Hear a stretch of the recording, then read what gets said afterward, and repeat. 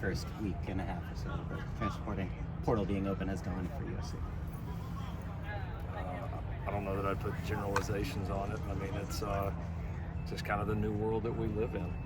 The reality is you're going to go recruit some transfers to come in. You're going to have people that exit your program. It's just part of the world. So I've learned to not really carry emotion with it. You know, a lot of these are business decisions, like I think kind of like I've said before, on both sides. And when those things happen, you just have to understand it and understand that this is becoming more of a business, obviously, than it's ever been. And so I don't get too high or too low with when good news comes across my desk or tough news comes across my desk. I think it's my job to stay steady and stay committed to the vision, and that's what we're doing.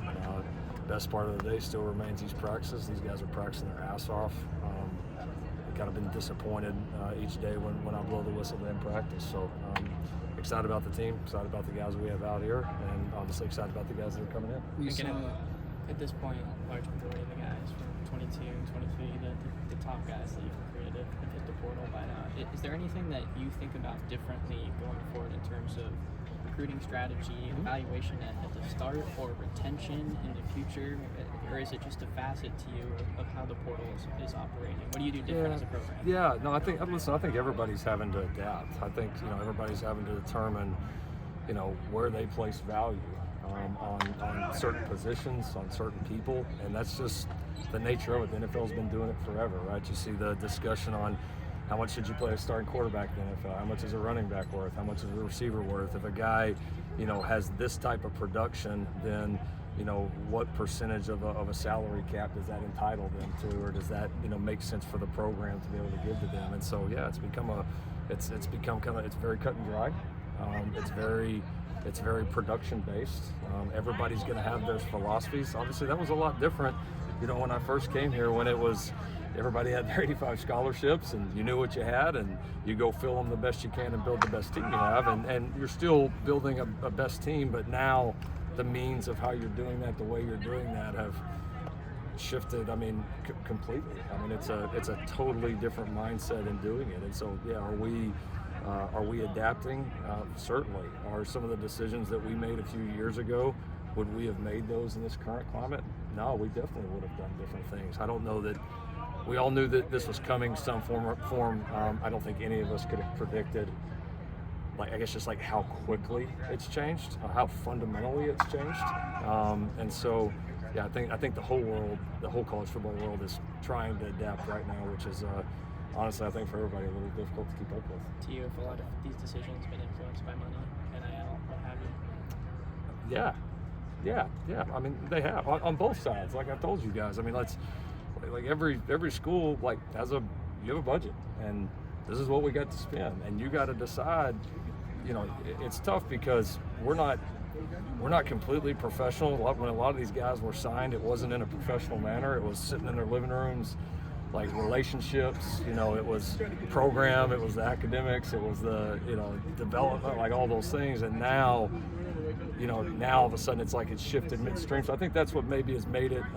I think that is what's maybe tough on everybody involved right now: players, coaches, schools, everybody, because a lot of these guys were brought in under a different system, and now that's changed. And so now there's a financial component to every decision that we make and every decision that a player makes. And it doesn't always mean that it's the most important thing. That's gonna change between each player, each family.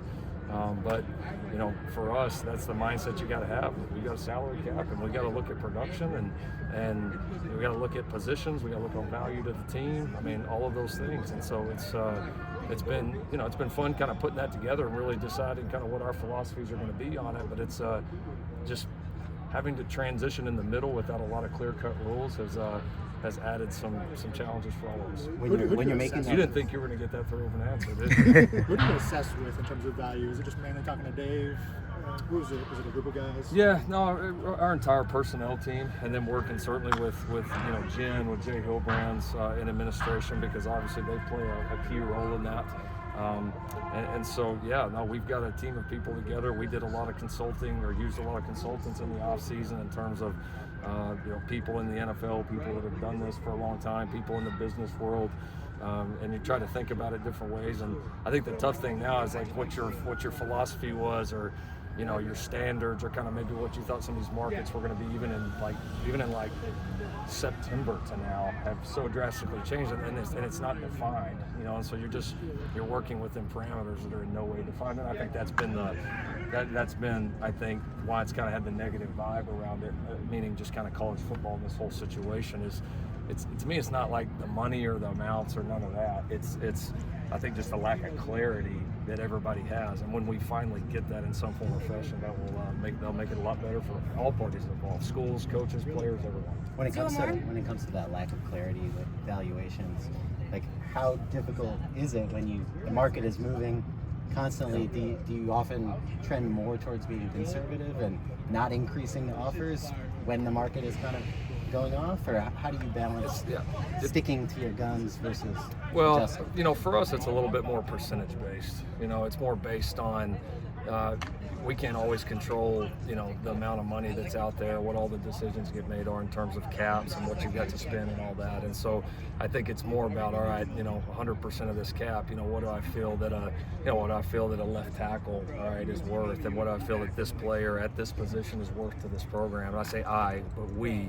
And so I think we have really tried to stick to that, because you can't let emotions get too much into it, and you can't get too tied to one player, because one piece affects everything. Before, again, it was 85 scholarships. This one scholarship don't affect the other 84. If that one's not there, the other 84 are still exactly the same. Now, you overpay for the wrong person, it affects every other one on the roster, and so at some point it's got to come back into production for the USC football program. And so there's a lot of different ways to look at it. It is, again, with clarity, I think that will help us all. But you have to stick to your standards and have to stay steady, because you never know. Right now, you wake up every day and you never know what's coming. Yeah. All right. Thanks, everybody.